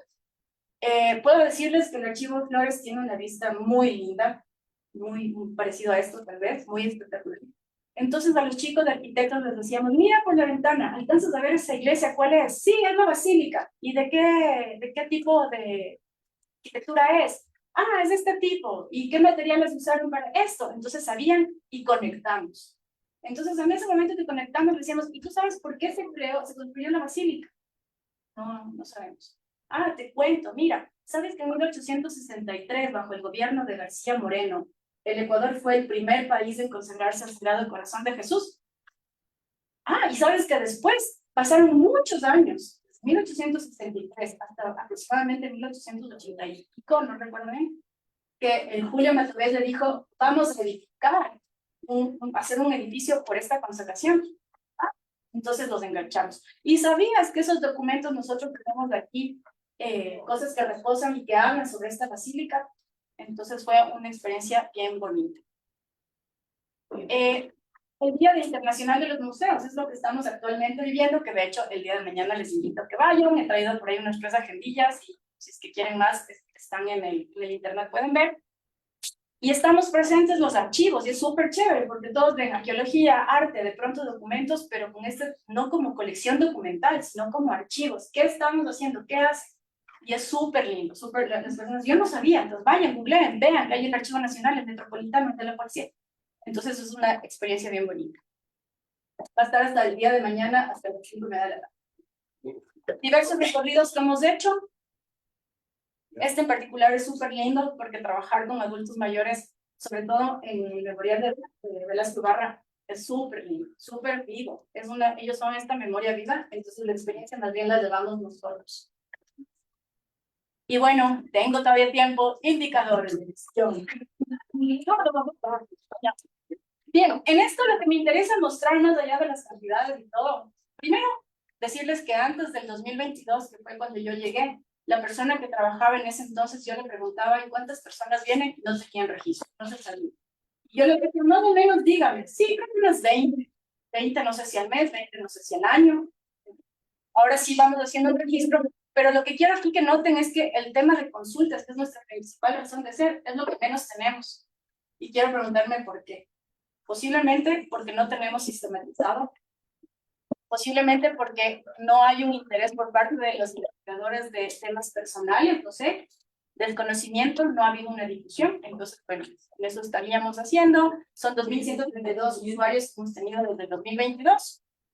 Estos son los eventos que hemos hecho, 41 propuestas de difusión, y la feria de archivos que tuvimos en el 2023 y que queremos volverla a hacer en el 2025 e institucional, que sea siempre cada 2 años, ¿no? Fue una experiencia bien bonita, pueden ver, estuvimos con varias personas, entre esos la Gaby, y aquí está pues la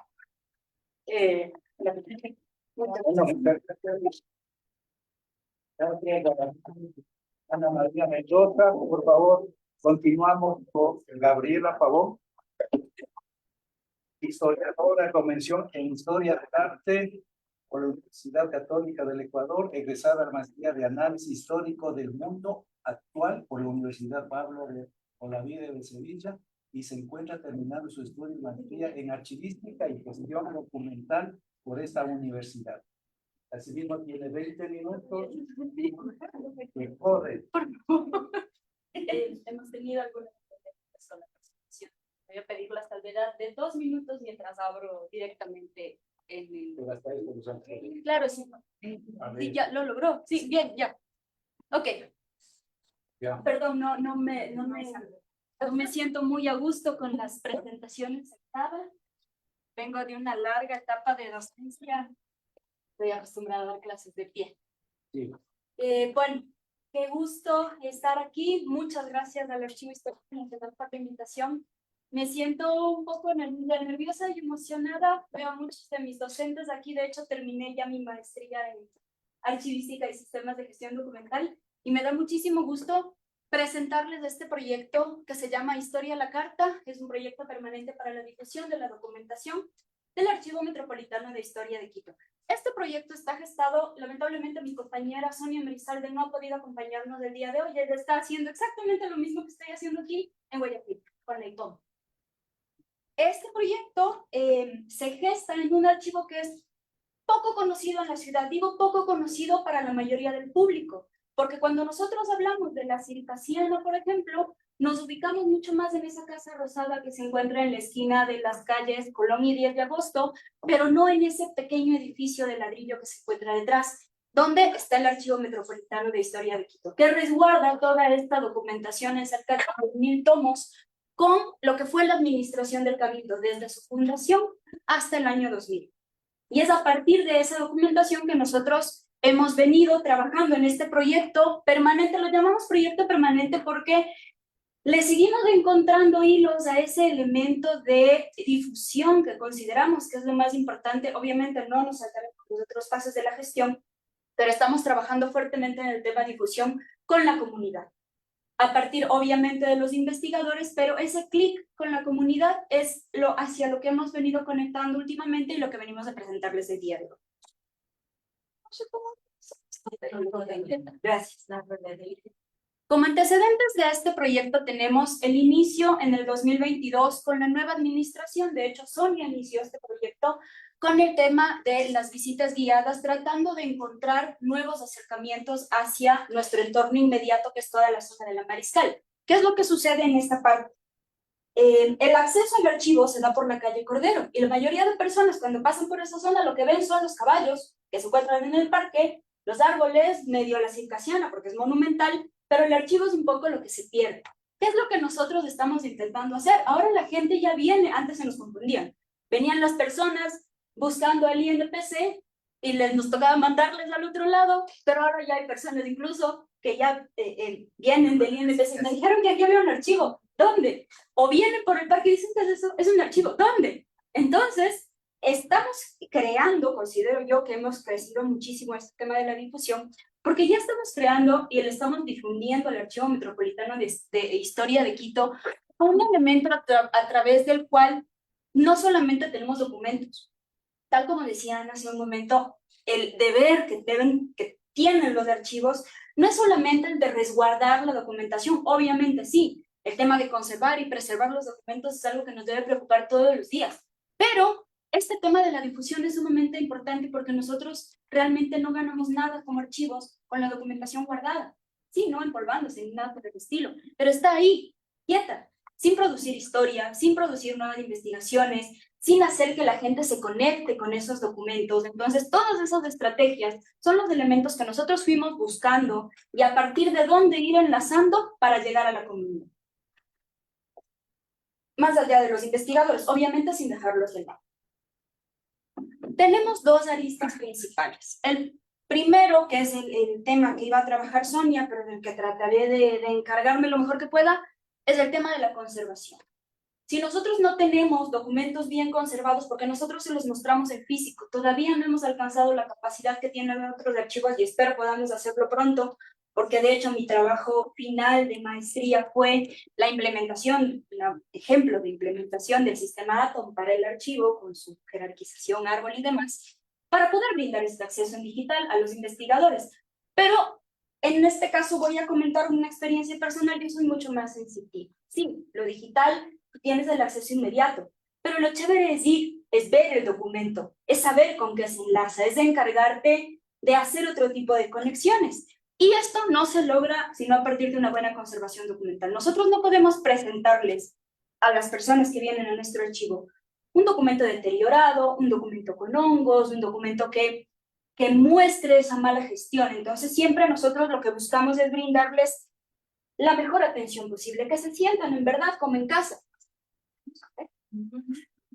Se lo comen fuera. Venga, por favor. Aquí tenemos esta primera parte del programa, que es este programa de conservación preventiva. Es Sonia quien se encarga de esta parte ella está todo el tiempo trabajando en elementos de limpieza mecánica, en estas reparaciones de roturas, en el tema de reparación de planos, que quienes conocen el archivo conocen que es un archivo biblioteca. ¿Por qué? Porque los documentos no están en folio, están encuadernados.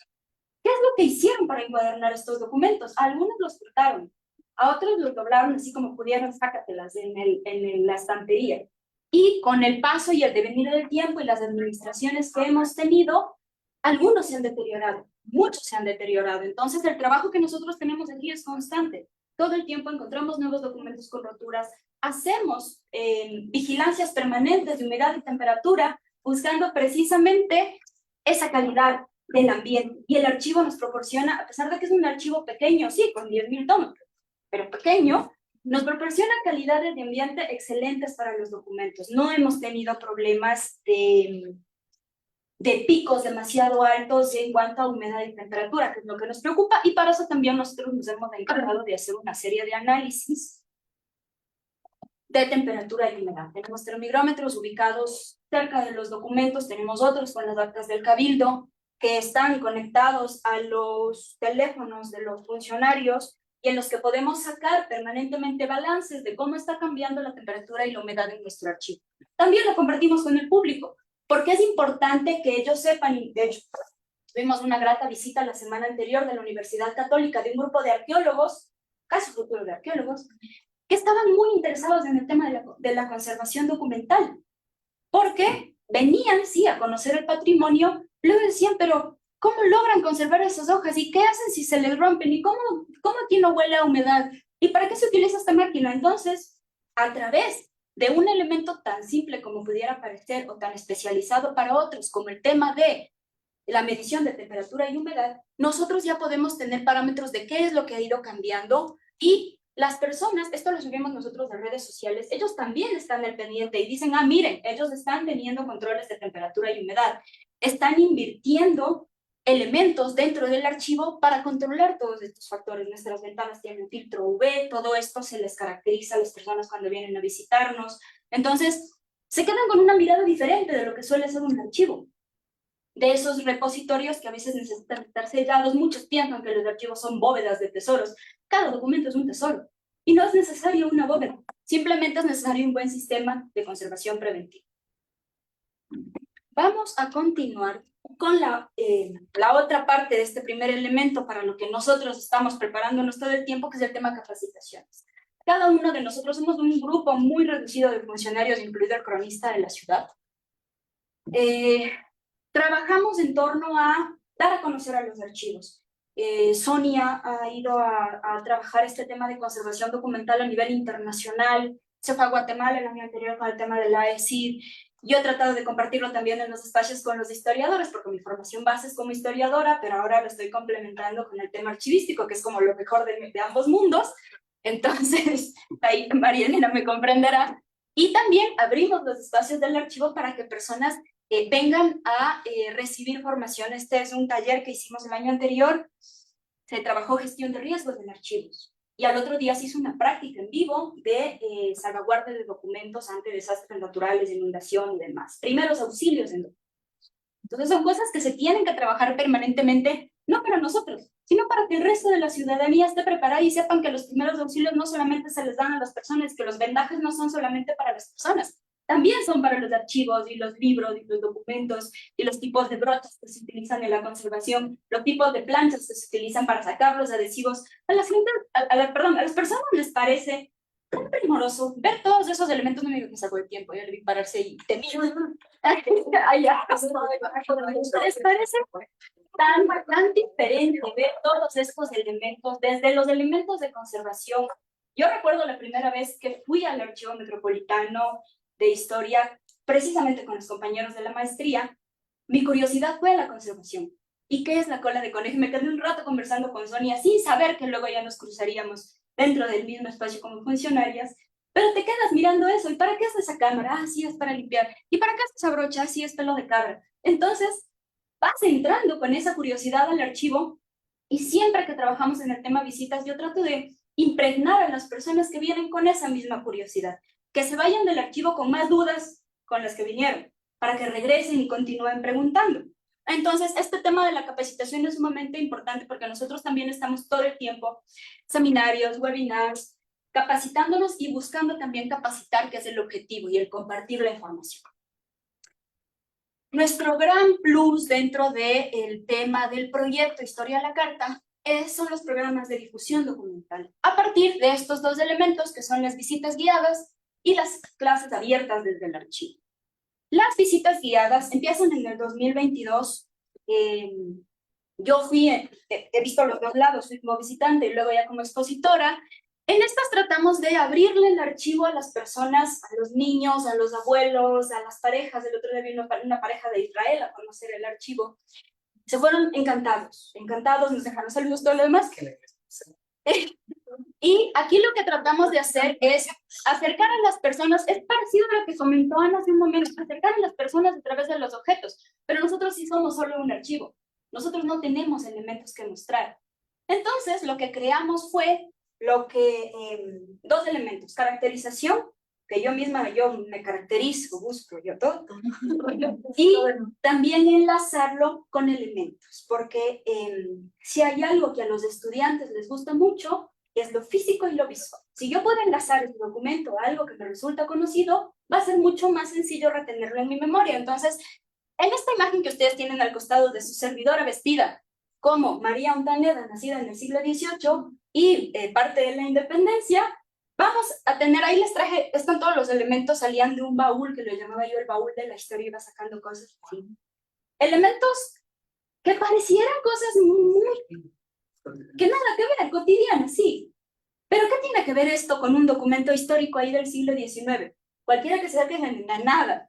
Pero lo que tratábamos de crear era un enlace en este escarpín, que fue mío, yo lo usé, con un documento que hablaba sobre medicina tradicional del siglo XIX, en el que, para curar una enfermedad llamada los sabañones, que eran unas inflamaciones al final de los dedos por el frío y la humedad, y que nos brindaban conocimiento sobre qué pasaba en el siglo XIX con las personas de Quito y el frío y la humedad, también te mandaba la cura y te decía que la recomendación para los sabañones era que las personas usaran escarpines y mitones imbuidos en espíritu de vino, o sea, alcohol. Entonces, y vamos enlazando, aquí hablamos de medicina, aquí hablamos de educación, hablamos del tema religioso, tenemos el tema de las chicherías, el tema del aguardiente es una historia tan común en Quito desde la colonia hasta nuestros días y sigue pasando. Entonces aquí está el tema del aguardiente, el tema de las ordenanzas, el tema de los impuestos. Tenemos el tema de obras. Entonces, si hay algo que al municipio ha trabajado es el tema obras. Tenemos catastros, tenemos planificación, plan Odriozola, todo lo que se hacía en Quito con esto. Tenemos el tema alimentos, alimentación básico en la ciudad. De todo esto vamos enlazándolo con documentos que se ubican y se van ubicando en un estudio histórico a partir de una temática en específico. Yo lo utilizaba para hablar sobre las joyas que empeñaron las mujeres y los enseres que empeñaron de sus casas para pagar la independencia de bando y bando, tanto a quienes apoyaban a esta autonomía y toda la lucha bolivariana y a quienes apoyaban todavía al rey, porque los empeños se hacían de lado y lado. Y esto, que mis amigos en Zoom no lo verán bien, pero es una basemilla, nos hablaba del aseo en la ciudad, de las ordenanzas, cómo se tenía que llevar una habitación, cuánto se tenía que pagar a la policía para que barran tu calle, o para que tengas luz, o qué hacías cuando tenías que apelar al municipio porque no te alcanzaba para que tengas luz en tu calle o en tu casa. Entonces, estos elementos van enlazándose todo el tiempo con un discurso común que va variando. En un principio, las caracterizaciones se hicieron con María Ontaneda y Larraín con el tema de la independencia por el 10 de agosto, pero luego variaron no está ahí, se llamaba, no me acuerdo ahora mismo, Memento Mori, la muestra en torno a los difuntos. Entonces los documentos iban del reglamento de Sucre para enterramiento, del nacimiento del cementerio de San Diego, el tema de los huesos de Sucre, la carroza funeraria, las discusiones del cabildo. Todo este tema lo vamos relacionando con los documentos. Este fue Gradus Pidei, Semana Santa. Y los empedrados para las calles, la procesión de Jesús del Gran Poder, las procesiones después, cómo movía esto a la ciudad y cómo el cabildo tenía que velar porque la ciudad no se descontrolara en estas fechas. De hecho, por eso cambiaron las procesiones en el siglo XVI de la noche a la mañana, porque de noche la gente se descontrolaba, aún procesionando. Y esta fue la última que hicimos, que se llamaba, no me acuerdo ahora mismo, pero era el tema de educación, con una de las primeras normalistas de la ciudad. Yo también me gusta para mis personajes encarnar mujeres. Si no es María Ontaneda, es una vendedora de velas, es una maestra normalista. Entonces, encontramos la manera de enlazar con nuestro público. Y también tenemos visitas de extraordinarias de investigadores, de grupo, este fue un grupo que vino a conocer el archivo de la Policía de Bolivia. Esa es la parte cuando bajan a la parte de conservación. Sonia se encarga de explicarles todo esto. Entonces ellos quedan maravillados de sí, esta es la cámara de eliminación, ya, y aquí podemos ver filigranas, sí, y luego pasan por el túnel. Entonces van llevándose todo este conocimiento con ellos, cogen las lupas, se ponen a leer el documento, a intentar leer qué dice, muchos lo logran, otros no. Todo esto también es parte del movimiento en redes que hacemos. Tratamos de todos los días sacar algo en redes, si no es el tema de conservación, es el tema de documento de la semana, un día como hoy, algo que enlace también el cotidiano vivir con las personas y también a los investigadores que nos han visitado. Estos son elementos de souvenirs que hemos creado a partir de las visitas guiadas. Tenemos bookmarks, tenemos esas pequeñas momias que las hicimos en referencia a esta locución de los difuntos por el Día de Muertos. Hicimos velas impresas para el tema de la Semana Santa, una filigrana que la sabemos poner en la puerta. Entonces, vestimos de nuestro archivo con una temática mensual y eso a la gente le gusta muchísimo porque saben, y por eso muchos han venido 2 o 3 veces, que una visita nunca es igual a la otra. Y la última parte del proyecto son las clases abiertas desde el archivo, en la que hemos invitado a una serie de investigadores a que nos brinden sus experiencias, nos muestren sus avances, no necesariamente de la temática sacada desde el archivo, sino también para que muestren a la sociedad estos avances de la investigación histórica. Hemos sido sede de la Cátedra de la Salud y el Cuidado, está nuestro cronista de la ciudad también trabajando en documentación permanente. Para Semana Santa tuvimos al arquitecto Alfonso Ortiz hablándonos sobre este tema relacionado con lo político. Y para finalizar, y esta ya es la última, quería hacerles una reflexión sobre lo que es el archivo. El archivo no solamente son esos 10.000 documentos que se encuentran en esas bellas estanterías de madera de la familia Gijón. El archivo son cada uno de los funcionarios que trabajan ahí, cada uno de los visitantes que vienen a vernos, cada uno de los investigadores que vienen buscando información precisa o no, y a los que tenemos que guiarles con el mayor cariño. Y el archivo creo que lo hacemos todas las personas que entramos a conocerlo y que sentimos curiosidad. Entonces, por favor, quédense con esa curiosidad. Si tienen ganas de venir a vernos, les esperamos con muchísimo gusto en el Archivo Metropolitano de Historia.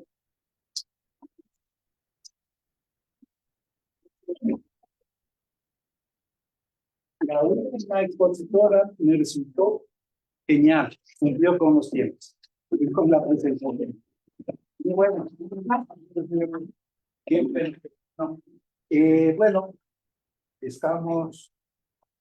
tenemos 5 minutos para preguntas de públicos y aclaración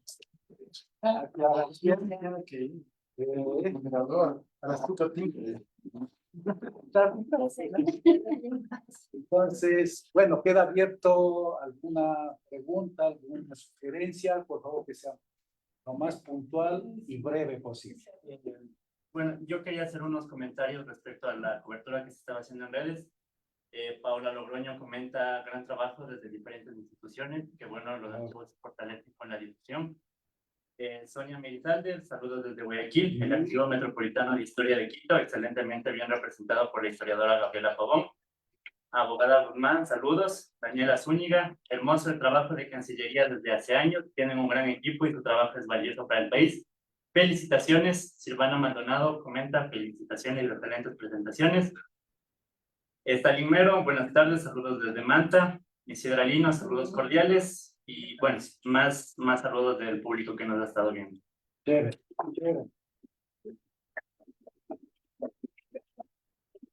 Voy a ser cortita, pero no Pero puedo dejar tóquela. de mencionar. Veo productos, como les dije en la primera intervención, pero esto destaca también porque es algo que no se hacía en otros sitios, ¿sí? Total. Yo sé que Alex ha hecho muchísimo en el histórico también, Ujú. pero no saben lo feliz que me siento de saber que ahora sí se puede hablar también de marketing en los archivos, que nadie lo entendía, ¿sí? Y que lo que las dos han dicho, ¿no es cierto? Hay que habitar el archivo, hay que tratar de que la gente entienda que no es la bodega oscura fea, sino que los historiadores y los investigadores en general tienen que sentir que van a un sitio en donde pueden hacer su trabajo. Ustedes lo están haciendo perfectamente. Solo mis felicitaciones y me congratulo muchísimo que las clases han servido de mucho, obviamente.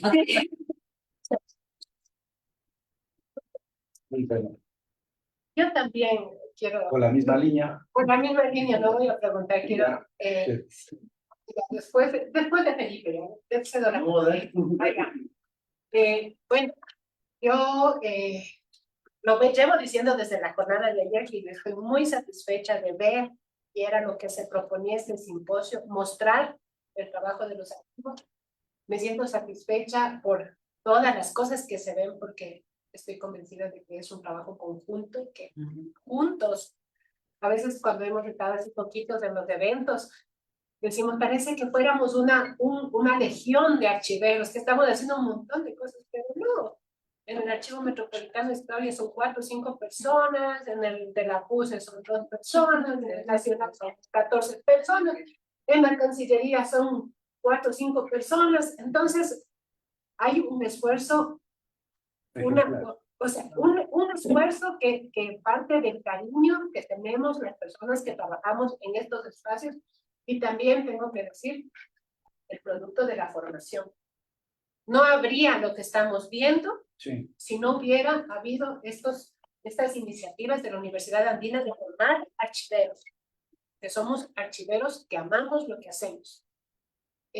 Así que, claro, hay que agradecer a la universidad por el espacio en las aulas, por la iniciativa de la formación, porque tiene que seguir en ese camino, y felicitar a los amigos, a los archiveros que están haciendo un trabajo que es admirable. Muchas gracias. A ver, compañero. Bueno, yo también en la mismísima línea quiero agradecer al archivo. Con eso cerramos, ¿no? Yo estoy a cargo de un archivo en Guayaquil de una sociedad obrera que se llama Sociedad Hijos del Trabajo, fundada en 1896, y al Archivo Histórico Nacional, porque te acogen. O sea, en el Archivo Metropolitano me tuvieron limpiando libros hasta que aprenda a entender toda la lógica que hay detrás de esto. Alejandra me ha guiado por todo el camino, y uno acaba enamorándose, ¿no? O sea, uno llega con una pregunta tal vez, te acogen, te enseñan, te cobijan, te dan libros, te dan conocimiento. Pues creo que se ha formado una especie de comunidad ahí que yo quería agradecer, porque yo soy absolutamente nuevo, yo soy historiador por Flaxo, no por la Andina, pero estaba a cargo de un archivo y no tenía idea mucho qué hacer. Y la Sonia, Alejandra me han acogido, me han enseñado, y realmente ha sido una cosa magnífica, ¿no? Eso nada más. Muchas gracias. Muchas gracias. Bueno, antes de dar la palabra a Mateo, acojo las palabras de María Elena, igual debe estar Pablito Núñez, de hace 40 años atrás. Cómo veíamos a los archivos, que era el cuco para todos, sobre todo los históricos, ¿no? Que nosotros hemos estado en ese mundo de las bibliotecas y archivos. Entonces, ver ahora todos estos productos, es posible ver productos, que es posible que haya cambiado tanto nuestros archivos históricos, me complace muy profundamente, y creo que esto es el inicio de un gran proyecto como país, recuperar nuestra memoria, recuperar nuestros archivos, y no necesariamente tener catálogos, tener bases de datos para discutir. Vemos cómo se ingenian nuestros colegas en hacer esa difusión. Buscan, o sea, admirablemente, que eso era una utopía hace 20, 30 años atrás, pero ahora vemos, gracias a todo el proceso de profesionalización de la Andina, creo que estos son los frutos. No me queda más que agradecer a todos ustedes, en especial a la compañera Berito por haberme dado esta oportunidad me siento muy feliz. Así es que le doy paso a Mateo para que cierre con broche de oro y será hasta la próxima ocasión. Muchas gracias. Bueno, muchas gracias, muchas gracias. Y yo simplemente, bueno, ya dijeron todo ustedes, realmente los agradecimientos, felicitarles por todas sus exposiciones, han sido 2 días intensos, lástima que tuvimos algún inconveniente técnico ayer, sin embargo el mensaje queda claro. Los archiveros estamos, los archiveros contribuimos, los archiveros aportamos a este país y en ese sentido realmente me emociona ver que las semillas que sembramos en la maestría dan sus frutos y realmente felicito a la mayor parte de los ponentes en este simposio han sido ex estudiantes de la maestría, entonces me permitirán un momento promocional. Estamos en un momento de promoción de la maestría, evidentemente. La maestría hasta el 31 de julio pueden postular. La maestría finalmente se ha vuelto completamente virtual porque es importante llegar a todo el país y no solo abrirnos también a la región. Hemos actualizado la malla curricular, tenemos nuevas asignaturas muy vinculadas a lo que hemos visto hoy en día. Por ejemplo, hemos creado una asignatura que se define difusión cultural y educación en los archivos, porque tenemos que proyectar los archivos a la sociedad, como hemos visto. Estamos de buen camino y hemos de seguir en este sentido. Entonces, y la noticia más importante es que le podemos garantizar hasta el 75% de descuento si son archiveros. Entonces, es un detalle importante. Nosotros somos aquí un grupo de la Corporación Eléctrica del Ecuador, somos de varias unidades de negocio. Cada unidad de negocio cuenta con archivos. Entre esos tenemos Electroguayas, tenemos Pichincha, Coca-Cola Sinclair, y cada unidad de negocio cuenta con un montón de documentos. Es más, en mi archivo tengo 8 millones de documentos, de los cuales cuando yo empecé hace 15 años no tenía noción, pero investigando y siguiendo mis conocimientos, empecé yo mismo a ponerlo en práctica. Pero antes que estaba yo, había otra persona que me guiaba y hemos salido. Ella ya se jubiló y ahora quedé yo. Y así nos pasa al resto de compañeros, porque también hay gente joven que está siguiendo los mismos pasos que nosotros. Entonces, de mi parte, les agradezco a ustedes por habernos invitado a este simposio y a las personas que han expuesto sus proyectos. Me parecen genial, porque estar en un archivo y hacer, como dicen los compañeros, a veces son 2, a veces 3, yo soy una, y he hecho, como les digo, 8 millones de documentos, como mis otras compañeras tienen igual, tal vez más, tal vez menos, y sí es el trabajo, es un esfuerzo tenaz, sí. Y como dicen, nadie nos agradece. Bueno, aquí te agradecemos. Gracias. Felicidades también. Nos estaríamos con un